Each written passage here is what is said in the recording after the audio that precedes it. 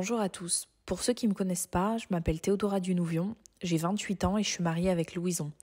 Nous avons une petite Elena qui a 1 an et demi. J'ai une sœur et 2 frères, dont David et Paul Tatou qui viennent dans l'assemblée. Je viens d'une famille chrétienne. Nous sommes allés dans la même église durant des années, chaque dimanche, inlassablement, sans grasse matinée, malgré quelques tentatives.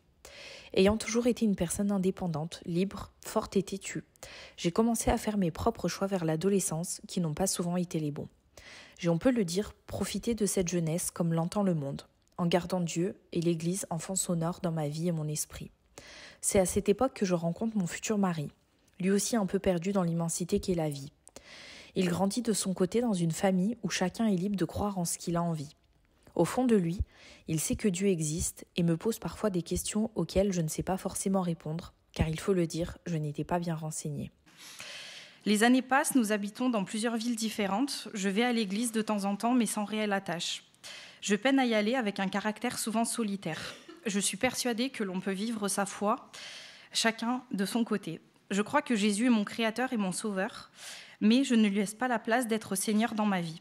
Je pense mener une vie plutôt rangée, mais je n'ai pas une réelle relation avec Christ et je me rends compte finalement que je ne le cherche pas de tout mon cœur. Fin 2020, je tombe malade du Covid et je développe une pathologie cardiaque qui change tout. Je ne peux plus compter sur mes propres capacités physiques ou mentales. Je me retrouve alitée pendant des semaines. Moi qui me pensais si forte, je me retrouve dépendante de Louison pour les tâches les plus simples. La prise de médicaments me fait prendre beaucoup de poids et je ne me reconnais plus. Les douleurs, la fatigue et le brouillard mental s'installent. Je dois rééduquer mon corps et mon esprit. Je suis marquée parce que le pompier m'a dit, en m'emmenant à l'hôpital, il y a un risque d'infarctus. J'ai ri en pensant que c'était impossible à mon âge.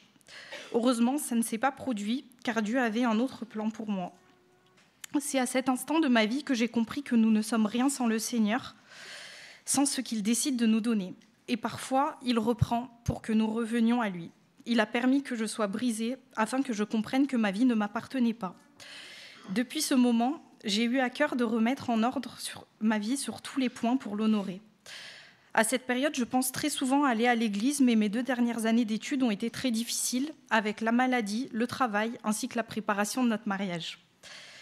La fatigue prend le dessus, malgré quelques cultes auxquels j'assiste. Malgré tout, ma relation avec Dieu évolue dans mon quotidien. Mon mari n'est pas converti et me demande pourquoi il ne me voit pas pratiquer ma religion, vu que je me prétends chrétienne. Je me suis parfois montrée hypocrite en regrettant le fait qu'il ne soit pas chrétien, mais comment je pouvais avoir des exigences alors que moi-même j'étais tiède. J'ai alors pris conscience de la toute petite place qu'avait Dieu dans ma vie. J'ai eu envie de le connaître davantage et d'appliquer sa parole dans mon quotidien. C'est à cette période que je demande pardon à Christ pour mes péchés et pour la vie que je mène. Je comprends que le vide que j'avais en moi étant plus jeune ne peut être comblé que par lui. Je me rends compte que rien n'est bon s'il n'est pas au centre, notamment ma relation avec Louison. Malgré tout, je fais une nouvelle fois mon propre choix et nous nous marions en 2022. Je tombe enceinte d'Elena et nous prenons la décision de revenir à Grenoble. Je connais quelques personnes à l'ECE et commence à venir régulièrement. Plus je venais et plus j'avais soif de connaissances, plus j'avais besoin et envie d'avoir une relation avec Dieu au quotidien et mettre en pratique sa parole. Je réalise l'importance de mon péché et la nécessité de m'attendre à la grâce de Dieu. Je me sais pardonner car je n'ai plus ce cœur lourd comme pendant toutes ces années loin de lui. En devenant mère en 2023, je comprends que je n'aime pas mon enfant pour ce qu'il fait ou en fonction de ses actes, mais parce qu'il est à moi. J'ai alors réalisé la portée du verset en 1 Jean, chapitre 4, verset 19. « Nous l'aimons parce qu'il nous a aimés le premier ». Je réalise l'amour que Dieu nous porte en ayant sacrifié son Fils à la croix pour notre salut. Je suis remplie d'une reconnaissance infinie et à la fois, une responsabilité immense me jaillit au visage. Celle de mener une vie en suivant Jésus pour témoigner de lui d'abord auprès de ma famille.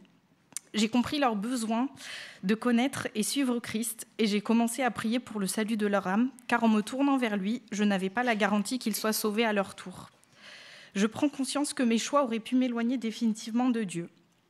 Aujourd'hui, je vois surtout la grâce de Dieu dans nos vies, car le Saint-Esprit transforme le cœur de Louison, qui est en train de découvrir à son tour la bonne nouvelle de l'Évangile. Je vois ici le don de sa part, grâce à son amour, son pardon et sa miséricorde envers nous, car le Seigneur se laisse trouver par celui qui le cherche avec sincérité. Et finalement, c'est à notre tour de faire comme mes parents. Plus de grâce matinée, nous venons à l'église tous les dimanches, inlassablement, par choix et conviction cette fois-ci, pour louer notre Dieu et le remercier pour ses bienfaits dans ma vie.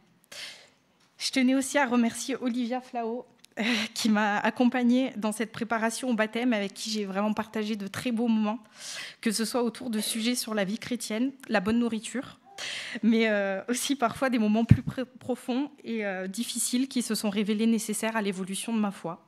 J'ai aussi le désir de servir au sein de notre assemblée et d'être en bénédiction pour chacun de vous. J'aurai besoin de vos prières pour continuer à grandir spirituellement et pour le salut de ma famille. Pour finir, je tenais à partager ce verset que je garde précieusement depuis longtemps, dans Philippiens au chapitre 4, verset 13. « Je puis tout par celui qui me fortifie ». C'est une parfaite illustration de mon parcours. Grâce soit rendue à notre Seigneur Jésus-Christ. Amen.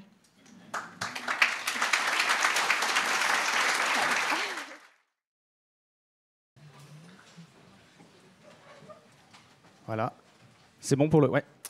Avant de procéder au baptême en lui-même, Théodora, je vais te poser quelques questions et puis je vais te tendre le micro pour que tu répondes. Il y a pas mal de choses que tu as dit dans ton témoignage, mais voilà. Est-ce que tu crois que Jésus-Christ est le Fils de Dieu ? Oui. Est-ce que tu crois que Christ est venu sur terre pour y mourir sur une croix à ta place, en y portant tes péchés ? Oui. Est-ce que tu crois qu'il est ressuscité, qu'il est vivant aujourd'hui et qu'il t'accorde son pardon par pure grâce, sans que tu n'aies rien à y ajouter ? Oui. Tu reconnais donc Christ comme ton sauveur ? Oui. Est-ce que tu t'engages à l'aimer, le servir au sein de son Église et à lui laisser la première place dans tous les compartiments de ta vie ? Oui. Est-ce que tu t'engages à lui obéir en comptant sur lui et sur tous les moyens de grâce qu'il met à ta disposition ? Oui. Tu reconnais donc également Christ comme ton Seigneur ? Oui.